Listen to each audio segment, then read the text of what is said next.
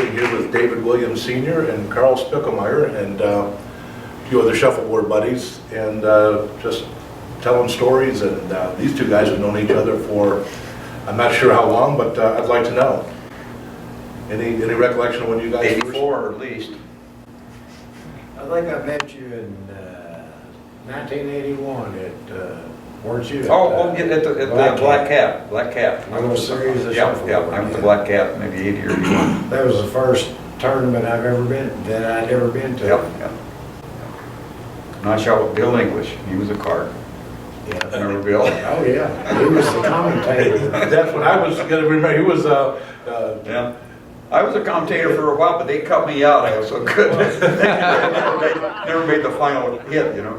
Billy Mays and Bill English. and I remember Billy would say such and such is going to happen, and it wouldn't. And eventually, he did that a few times, and Bill English kind of said, you going to get any of these right, Billy? Well, I remember the guy was sitting between, and I took over for maybe one game, and the guy asked Billy what's he going to do, and I said, well, if Billy said they'll do, really original. Obviously, Bill Melton and I didn't play the way Billy Mays played. Right. Different styles. We had a total different strategy. Yeah. Age before beauty, so that's going to be Karl, even though he's the rookie of the two. What started you playing? I mean, we're just Well, I was got a room with a cousin in Denver, Colorado. We were going across town to meet women, and he heard about this place called The Place in Lakewood. We lived real close. We said there's a shuffleboard and a lot of good women in there. And he was right. There was a shuffleboard, and there was a lot of, and I'd never seen a shuffleboard before. And I believe it was probably a dime, 21-point game, dime. coin box. Yeah, and we were playing for $2 and a beer, Got beat 21-5 or something like that, and kind of got hooked, and then kind of went from there. So. Jimmy the Cop used to love that bet when I first met him. It was $2 and a beer. Right, yeah. This was in 1970s, 69 or 70s when Yeah, I this started. was 76 with Jimmy. We played a lot of games just for our beer. Yeah. Well, it just was an introduction into a lot of old timers that were freehand and just you learn the game by watching. So. Of course, when we started, a beer was only 20 cents. Yeah, ours, see, you're longer than me. Ours was 50 cents. Is that something to do with the difference in the ages between you guys? Texas and Colorado maybe too, I don't know. Had something to do with it. Could be. How about you, David?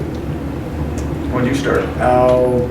I started when I was in college. We just went to a tavern up on East Lancaster and just started playing. We started on a bank shuffleboard. Oh, okay. Shot freehand, banked away, and so on. And my brother Bobby and some of his friends were at a bar across the street, and they played longboard. And they said that bank shuffleboard was for wussies, so we went over there and we played them the first game and we beat them.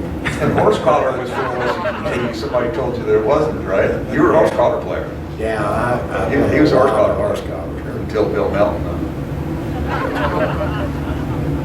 I'm not bragging, but I've been one of the best shuffleboard players, not the best ever.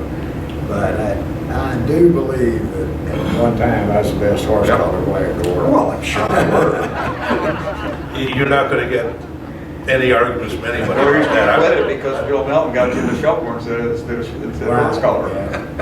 Well, and I thought I was a good horse collar player because the place I first started to play, that's what they played in the daytime. I had a work injury and I was off work for almost a year, so I'd go in there after physical therapy, and the retired guys played horse collar until about 4:35 in the afternoon when the other crowd came in and they played regular shuffleboard. And then I remember going down there and watching you guys play at the corporate. You're playing Lee Brady and I think it was just you and Lee back and forth all night.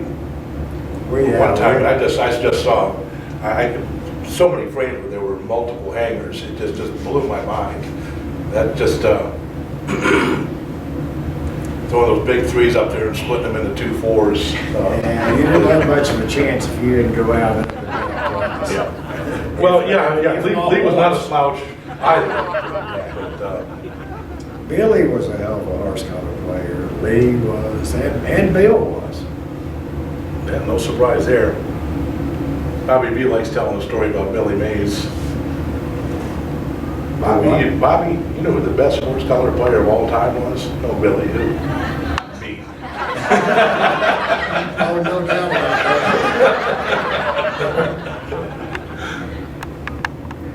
There's no doubt Billy was, he was probably the most talented shuffleboard player in the world that I've ever known. But to me, he wasn't the best tournament player. No, he didn't. There were two people in singles, and that was Darrell Nelson and Bill Melton. Right. No, Billy's game wasn't built for tournament play. Now, he was a Not that he was a bad tournament player, but But he was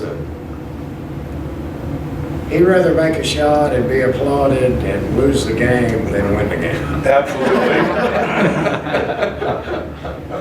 I used to say if you put a video camera on him, even if you weren't running film, doesn't make any difference. It just bump him up a little. Well, hey, thanks for stopping by, guys. Thank you, It's John. kind of cool. We've never done this at the North American Championships before, and looking forward to doing some future episodes. So, Thank you for your good luck presentation. in the tournament the rest of the week.